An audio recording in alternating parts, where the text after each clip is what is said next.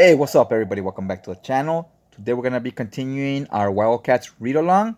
Now, if you're new to the channel and you want to join this reading journey with us, go ahead and hit that subscribe button. That will update you on your feed every time the new video drops.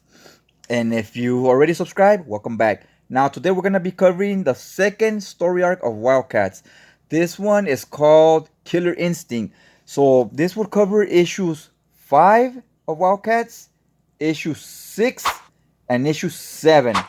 But this was also a crossover with CyberForce, so it would also cover issues 1 of CyberForce, issues 2 of CyberForce, and issues 3 of CyberForce. Now, technically, CyberForce had a 4-issue miniseries, meaning the first story arc. Then once it started the second story arc, they renumbered it back to number 1. So this would really be issues 5, 6, and 7, just like the Wildcats, because they started at the same time. But I digress. So this story arc started back in November of 1993, and it ends in March of 1994. All that out of the way, let's get started on the story arc here. This starts off with issue 5 of Wildcats. This one is called First Blood, Killer Instincts Prologue. So this is like the issue before the actual story arc starts. And we got Grifter and Seal. They're breaking into this facility. And this facility, it's believed that the Daemonites are looking for this blueprint on how to create these bodies like Spartan, the leader of the Wildcats. He's an android, super powerful. So the Daemonites want to create these type of cyborg bodies. They decided if we could create these androids, we could go into their bodies, which would be a lot more stronger than a human body would. And you can see how this would be inconvenient for the Wildcats. So they break in right here, and when they're in this place, you see Grifter say, "Oh, I'm the best at what I do." And he's shooting with his hand behind his back. And he nails this guy. 2 shots right to the back as he's running away. Then Seal, she's like, "Oh, I can do that too." And she throws 2 swords and she nails the next guy with 2 swords right to his back. So they're literally competing about who's more badass, right? Now, while they're busy showboating, they set off an alarm. So all the Demonites and their robot security guards, they come after them. So when they come after them, Grifter realizes too many of them. He throws a grenade, boom, blows up the spot. I really like the use of colors here, how the whole panel, they just did a lot of different shades of orange and yellows. So there's no colors here. It really adds to the environment, right? The tone, it looks like an explosion, right? Now, once the dust settles, we see this guy named Dr. Heinrich Richthofen. Now, this guy, obviously, he's not a bad guy, but he's being possessed by a Daemonite. So here he's a villain. And then we have this girl named Misery. Now, she's not possessed or anything. She's just a villain. And as she gets into it with Grifter, the rest of the Wildcats show up at perfect timing, right? We don't even know how the hell they got in the facility. It doesn't even explain it to us. They're just here right in the nick of time. And as they're fighting, it seems that Misery and Warblade, they have a history. They have a past. So they know each other. And that would be explained in the CyberForce mini-series that came before this. Now that all the Wildcats are here, Voodoo, she has the power to get the Demonites to leave their human host. And once they leave their human host, they can then kill the Demonites, right? Because they don't want to kill them while they're in a human body, because they would also be killing that human. So once a Demonite gets released from Dr. Heinrich, then Spartan quickly takes care of this guy, no problemo. Grifter finds the blueprints to this, to where they could make android bodies like Spartans, and he realizes actually Spartan is with him, and he's the one that realizes if I do the coding correctly, the whole place blows up. And he decides, you know what, let me go ahead and do the coding correctly, because it's better that this whole facility blows up along with the blueprints. So that's what they do. Whole building blows up, and we see our heroes here flying away in this really nice looking jet. I mean, now we jump into CyberForce issue 1, their prologue. And in their prologue, we have this character named Ripclaw, and he keeps having these reoccurring nightmares of Warblade killing him.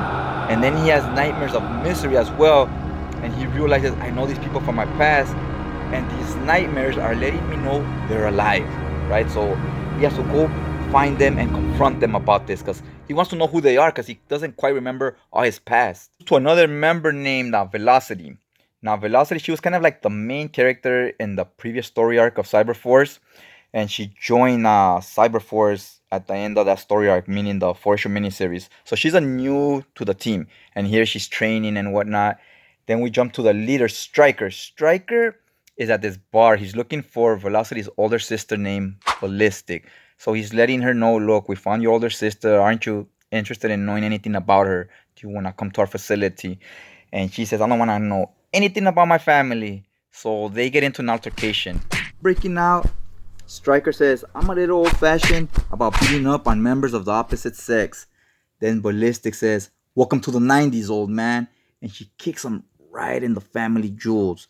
So as he's holding his nuts together, she's walking away and he kind of lets her know, oh, I know you don't like being touched by men because you have daddy issues. I don't know if this was a pun or if if this is actually a storyline where maybe that's why she doesn't like her family. Well, it's not clear at this point. Head back to the Wildcats. But they were smooth sailing. They're getting away from their mission. They succeeded. Turns out there's these Gamoran ships flying right behind their jet plane, right? And they're loaded with missiles. They shoot down the Wildcats plane. So rough landing. Luckily, it's full of snow here, so that somewhat helps, but not much. And they find creative ways to, survive this fall. Like Voodoo, she suffers a concussion, and Spartan kind of tells Void, you know what? Can you take Voodoo back to headquarters? You could warp her out of here with you. Okay, so now they're kind of just looking through the wreckage of the ship, see if they find any, maybe weapons or food or things they might need, right? Some essentials. They find some jetpacks, and Warblade is missing. He's not on the team right here.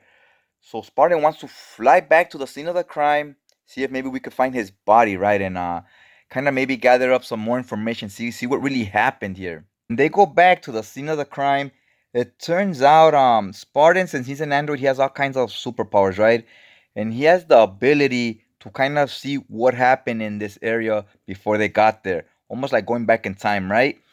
So he's seen that Misery, when everything blew up, right often, he looked worse for wear, right? He looked, I don't think he survived. He looks dead to me right here. But Warblade was in rough shape, but still alive. And Misery takes him. She warps out of there somehow. But before she does, she was trying to look for something there. So Spartan wants to look through everything here, see what is it she was looking for. Or there's a stasis pod. So there's something important in this stasis pod. They know there's something in there, but they don't have the code to open it up quite yet. So they do need to protect it or take it with them so they can eventually find out how to open it and see what's in there. I'll go to the next CyberForce issue. So here we see Ripclaw remembering that he used to be on this team called the Shocks. Now, Shocks were these characters that were like half cybernetic and half like mutant or had some type of superpower, right? So it was Misery, Ripclaw, Warblade, Killjoy. So Warblade and Ripclaw, they kind of have a similar powers, almost like claws. They were friends at one time, and one was dating Misery, being Ripclaw, and Warblade was like her ex-boyfriend. So they're kind of trying to create a love triangle here. The execution, in my opinion, wasn't the best, but it was there. And Warblade wasn't fighting over Misery; he was like over her, but she's trying to instigate him, trying to get them to fight, right? And Ripclaw's the one that keeps getting jealous. Now, back then, their team leader was Killjoy, and their kind of like their coach was Dr. Heinrich Often, the guy who just seems to have met his demise in this explosion earlier. So now we know how all this connects together. He used to have this old team he was leading, and they kind of thought they were good guys, but really they were bad guys because they thought this guy was good, but he was being possessed by a demon knight the whole time. So it wasn't really him, right? It was a demon knight using them to do his dirty deeds, right? So back then, Warblade noticed that Misery was kind of a bad guy, and so was Dr. Rhinoffen, right? So he kills Misery in a fight. As he sees she's double crossing the team, he's kind of seeing what's going on. When he kills a Ripclaw, runs and kills Warblade, or so he thinks that he has killed them. So these were the nightmares he was having. He thinks these two characters were dead, and it turns out they're both very much alive. Okay, so now we jump back to modern times, and Misery she had just warped away from this exploding building that we're at, right? With Warblade. So now she has him tied up right here. And as she has him tied up, Ripclaw shows up because he was having these nightmares and he had left the headquarters of CyberForce. And this is where it guided him to. And he's like, wow, you're both still alive. So he's still mentally, he's right where he left off a long time ago. He still has hate towards Warblade and he wants to finish this fight. So this was kind of a way to get the two Wolverine knockoffs to fight each other, right? The two guys with claws, and oh, how cool would that be? So as they're fighting, the two teams show up, and now the two teams are fighting each other because they don't know what's going on. And Misery takes advantage of this situation. She has a psychokinetic power, and she brainwashes the CyberForce to think that Wildcats are bad guys, right? So as she's brainwashing them, they make other characters fight. There's awesome fight scenes here with some nice Sivestri art. I'm a fan of his art, so this was all good for me. I really enjoyed it. A lot of fun.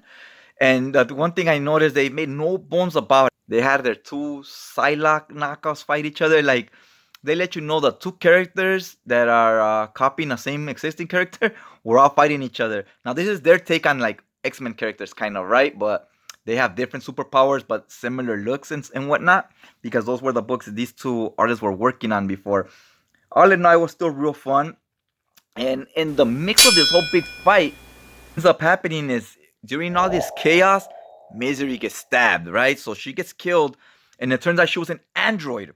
So we're like, holy crap. Dr. Heinrich Richthofen, he was looking in this building they blew up. He was looking for blueprints on how to build android like Spartan. And this android, Misery, was from that blueprint. She's the same technology that Spartan has. So the old Misery really was killed a long time ago in the past, and this is just the android body that Dr. Heinrich had created. Once she's gone, the CyberForce is no longer being brainwashed by her powers, and they realize, hey, Wildcats are also good, and they're on the same team. And this stasis pod they had, they're like, okay, something important's in here. What was inside earlier on in the story, Spartan had been destroyed, so they had to recreate him because, right, they just have to take his memory and his chip and whatnot and put it on a new body. So this old body that had been destroyed, the arm was left somewhere, and it was in the stasis pod. So that's why they wanted this arm, because through there they could use that DNA or whatever to recreate more androids, right? So that was the big important thing that we're looking for. All in all, the story was pretty good. It made sense at the end. I like the twist with Misery being there the whole time, and this was just an android. And I like that what they were looking for was actually something pretty important, and it did make sense because they brought it up earlier on in the story. They had shown when Spartan had lost his arm. So I like how that tied into the end. Like, oh, there's that missing arm he had lost. It was a fun one. If you guys have read this before, let me know in the comment section down below. If you enjoyed the video, go ahead and hit that like button. You know, it goes a long way. I really do appreciate it. All right, I'll check you guys out next time.